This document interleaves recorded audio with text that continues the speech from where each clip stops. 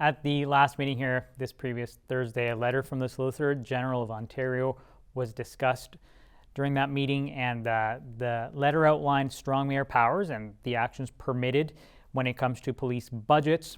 The letter mentions arbitration as an option if both sides can't come to an agreement. How is the police board proposing to move forward after reviewing that letter? So the biggest thing with the strong mayor powers and the police budgets, and strong mayor powers are still very new. They're not clear. Um, there's a lot of misinterpretation in them that you can read them and think one thing, but it's in actuality, it's something completely different. So I don't feel that anybody's at fault for the circumstances that have happened. But now we have to take a step back and look at what transpired during the budget deliberations, and we have to seek advice from our legal counsel, like what should our next steps be. I don't know that any of us want to go to arbitration over this, because it really pits the community against each other when we should not be doing that. It should be it's a community project. It's a community, the citizens of the community fund this with their taxes. So we don't want to agitate anybody.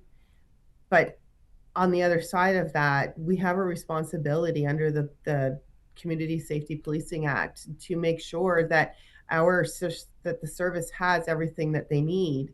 And right now they don't. Like it really is at a critical point that we, like, the cost involved in sending our officers somewhere else to train for their guns is a lot more than people think. It's not just, oh, we got to pay them for the day. There has to be coverage. And often, if they're not there and we have to call in coverage, that's often double time or overtime.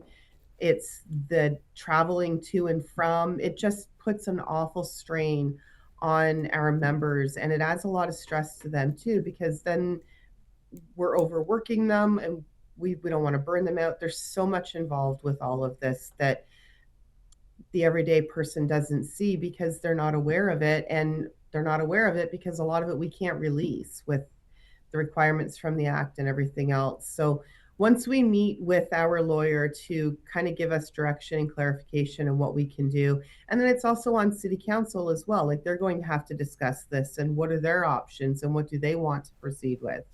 So I would hope that both sides would come to the table to figure out a way through this and what the best scenario is in the outcome.